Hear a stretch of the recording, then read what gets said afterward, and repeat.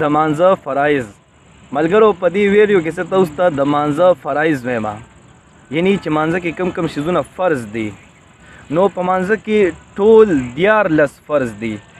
که دې 14 فرایضو کې تاسو نه یو فرض هم پاتې شو نو مونځ به مو نه کیږي، په سجده سهو باندې هم مونځ نه صحیح کیږي. ښه که یو فرض د نه پاتې شو او وروسته درته په مانځه کې یاد شو نو بس سلام به ګرځوئ، مونځ به ماتوئ، مونځ به دوباره کوئ.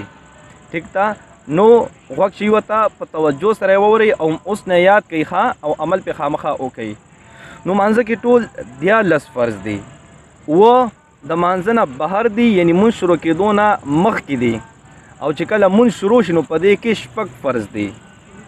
کم چې د مونځ شروع کېدو نه بهر دي ایته شرایط ویل کېږي، او کم چې مانځه کې دننه دي شپږ فرایض ایته ارکان ویل کېږي. نو کم چې شرایط دي یعنی مانځه نه چې کم بهر دي هغې ته غوږ شئ. اول چې کم دي نو لومبی ځمکې نه را شروع شئ که نه، بره برورو راځئ ته اوس د عزت طریقه ښیم، اسانه طریقه ده. لومبی ځمکه راځي نو ځمکه چې پاکه وي، که ځمکه ګنده وي په ګنده ځمکې باندې مونځ نه کېږي. دویم بیا چې داسې راوچتېږي خپې راځي که نه د انسان بدن راځي، د انسان بدن پاک، انسان بدن چې کله پاک وي هله به مونځ کېږي.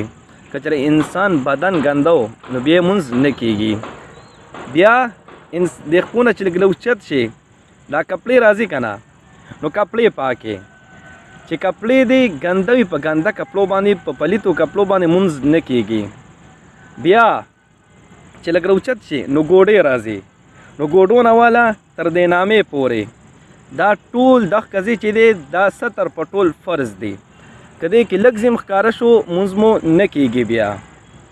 بیا دې نه چې راوچت شي نامې نه زړه را رسي نو زړه نه نیت کول، یعنی نیت کول فرض دي. که نیت پکې مو ونه کو بیا مو مونځ نه کېږي. بیا مخ رالو نو مخ قبلې ته کول، مخ چې قبلې ته وي هله به مونځ کېږي، که مخ مو قبلې ته نه کو نو بیا مو مونځ نه کېږي. بیا سر رالو که نه نو بره وخت دی، وخت پیژندل دام فرض دی، وخت پیژندل فرض دی. نو دا اوه شول، دا اوه شول، دا اوه پکې د مانځه نه بهر فرض دی. اوس چې کوم مانځه کې دننه کوم شپږ فرض دی هغې ته غوږ شئ ښه، دا ډېر زیات ضروري دی. دا لومبی تکبیر تحریمه یعنی تکبیر اوله کوم چې موږ الله اکبر کو د مانځه دپاره دغه که فرض دی، دې نه بغیر مونځ نه کېږي. دویم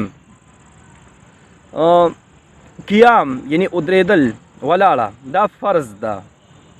دریم قرت کول فرض دی، دا خبره پکې لږه یاده ساتئ ښه، دا قیام ولاړه چې دا فرض ده ښه.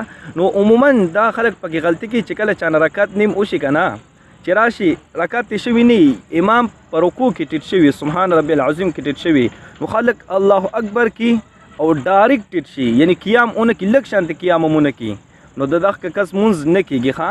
که سیکنډ وي 2 سیکنډ لږ شان قیام به خامخا کوي، الله اکبر نه پس په لږ شان د خامخا ودرېږي. 1 سیکنډ دی ولې نه وي، 1 سیکنډ ودرېږه بیا ورسره رکوع کې شامل شه نو مونځ به دې وشي. خو که چېرې 1 سیکنډ هم ایثار نه شوي بیا مو مونځ نه کېږي ښه. نو الله اکبر نه بعد به که چېرې امام په سبحان ربي العظیم کې دی نو تاسو به خامخا لږه قیام کوئ، سیکنډ قیام به کوئ، نیم سیکنډ به کوئ، خو خامخا به لږ شانتې ودرېږئ، بیا به امام سره سبحان ربي العظیم کې شاملېږئ. نو قیام یعنی ولاړه فرض ده. دریم فرض رکوع یعنی سبحان ربي العظیم ته چې سړی ټیټ شي دغه که فرض ده. دریم څلورم دواړه سجدې، دواړه سجدې چې دي دا فرض دي، دواړه سجدې فرض دي. او اخیری قاعده چې ده دا فرض ده. ټیک ده، اخیری قاعده فرض ده. نو دا شپږ برابر شو. که دې کې تاسو نه چېرې یو هم پاتې شو که نه نو مونځ به مو نه کېږي ښه، مونځ به بیا دوباره کوئ. ټیک ده، نو دا د مونځ فرایضو یاد کوئ او اوس ځینې خامخا یاد کوئ، مونځ کې ورته بیا توجه کوئ. ټیک ده، الله رب العزت مو خوشحاله باد ساته، دعاګانې کوي، دعاګانې به کوو. الله پامان.